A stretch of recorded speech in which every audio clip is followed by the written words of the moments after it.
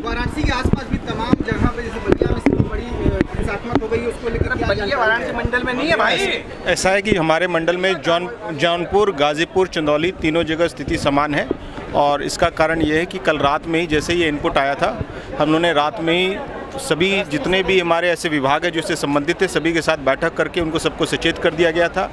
जौनपुर हो, गाजीपुर हो, चंदौली हो, जहाँ पर लोगों के आने का प्रयास कर रहे थे वहाँ पर उनको हमारे मजिस्ट्रेट और पुलिस अफसर ने समझा बुझाकर उनको वापस भेज दिया है।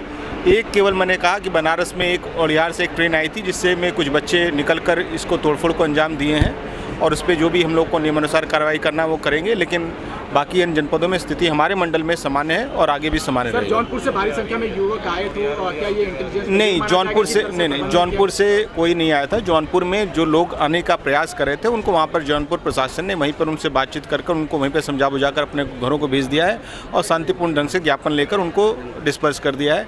मैंने जैसा बताया कि बनारस में कुछ लोग एक ट्रेन से किसी कारणवश वहाँ पर पहुँच पाए और उस कारण उन्होंने कुछ तोड़फोड़ की जिसपे फुटेज उटेज उनका सबका मिल गया है। हम आप लोगों के माध्यम से सबसे अपील करते हैं कि कानून को अपने हाथ में ना लें और ये जो भी अपनी बात करनी है अपने शांतिपूर्ण ज्ञापन के माध्यम से दें और धैर्य बनाए रखें और प्रशासन का सहयोग करें। कोई तोड़फोड़ की घटना, अब इतने कैमरेज लग गए हैं कि कोई भी ऐसा व्यक्ति नहीं होगा जो कोई तोड़फोड़ करे और उसका चेहरा हम लोग कैप्चर नहीं कर सकें और बाद में फिर उनको दिक्कत आएगी। तो इसलिए मैं उनसे अपील करूँगा कि शांतिपूर्ण ढंग से अपनी बात को रखें। Thank you sir.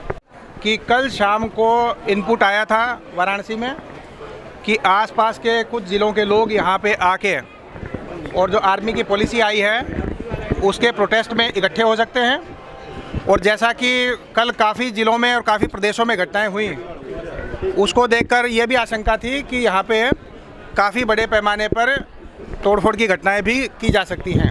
इस इनपुट के आधार पर कल लगभग 14-16 घंटे पहले ही सारी व्यवस्थाएं मुकम्मल करने के लिए सारे विभागों का कोऑर्डिनेशन किया गया।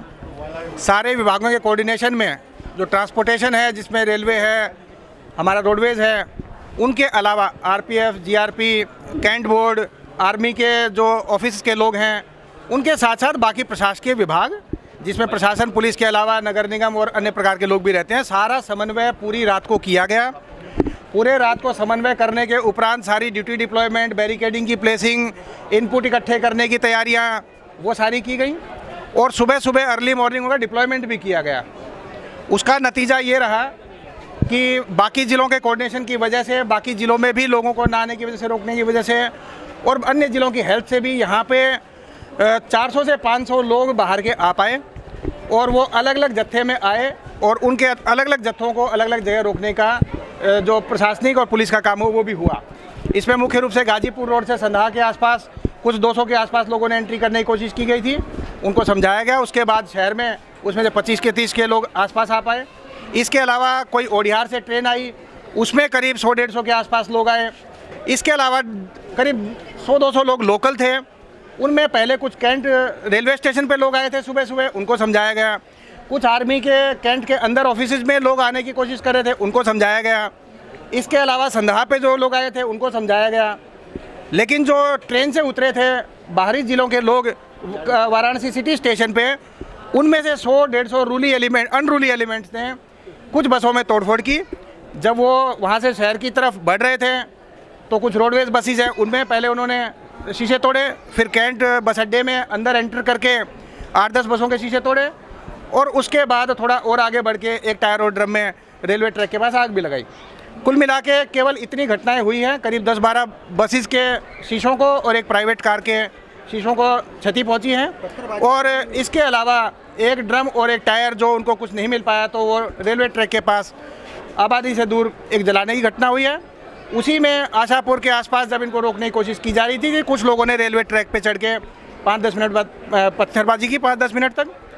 कुल ये घटनाएं हुई, और पुलिस की तत्परता से, बाकी अधिकारियों की तत्परता से, और नमाज के लिए duty already sector zonal magistrates की सबकी अधिकारियों की पुलिस की लगी हुई है। उसके अलावा PSC-RF का डिप्लॉयमेंट है। सभी लोगों की तत्परता से काफ़ी बड़ी घटनाएं जो हो सकती थी उनको बचाया गया। काफ़ी लोग जो शहर में आ सकते थे उनकी संख्या को बहुत कम सीमित किया गया। जो लोग उपद्रवी थे उनमें स्टूडेंट्स के अलावा कुछ और भी लोग नज़र आ रहे हैं, वीडियोस कैप्चर किए गए हैं, रेलवे स्टेशन के वीडियो कैप्चर हुए हैं, बस अड्डे के वीडियो कैप्चर हुए हैं, उनकी पड़ताल करवाई गई है। उनमें स्टूडेंट्स जो तैयारी करते हैं, जो असली आर्मी के एस्पायरेंट्स हैं, उनके अलावा भी कुछ लोग भीड़ में शामिल पाए गए हैं। फुटेज से उनकी जानकारी जुटाई जा रही है। नमाज का जैसे ही समय समाप्त होगा और भी थोड़े लोग फ्री होंगे तो और भी इसकी तहकीकात की जाएगी। करीब 10-15 लोगों को, ऐसे लोग जो स्टूडेंट्स नहीं हैं, स्टूडेंट जैसे नहीं लगते, आर्मी की तैयारी जैसे नहीं लगते, ऐसे कुछ 10-15 लोग हैं, उनको डिटेन भी किया गया है। उनसे पूछताछ करवाएंगे शाम को। कुल मिला के काफ़ी एक्टिवली और प्रोएक्टिवली काम होने की वजह से काफ़ी बड़ी घटनाओं को बचाया जा सका है।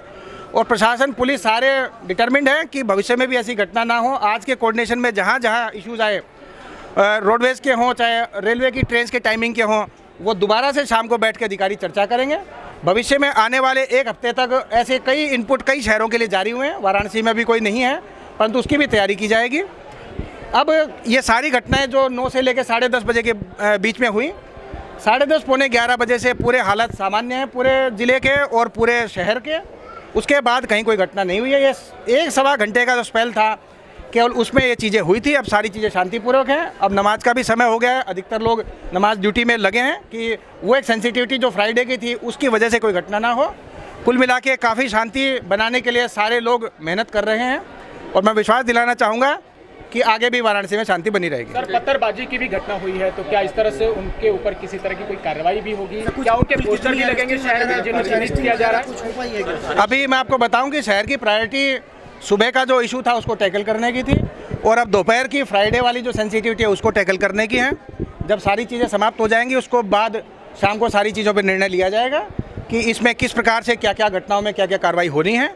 जो डिटेन किए गए हैं उनसे पूछताछ भी जारी है कि वो कोई इनपुट दे सकें, और इसके अलावा कहाँ पे क्या केस दर्ज होना है और क्या कार्रवाइयाँ होनी हैं, वो सारी चीज़ें एक बार ये नमाज का सारा कार्य हो जाए उसके बाद चीज़ें क्लियर होंगी। जैसी भी चीज़ें होंगी प्रेस विज्ञप्ति के माध्यम से आपको जानकारी दे दी जाएगी।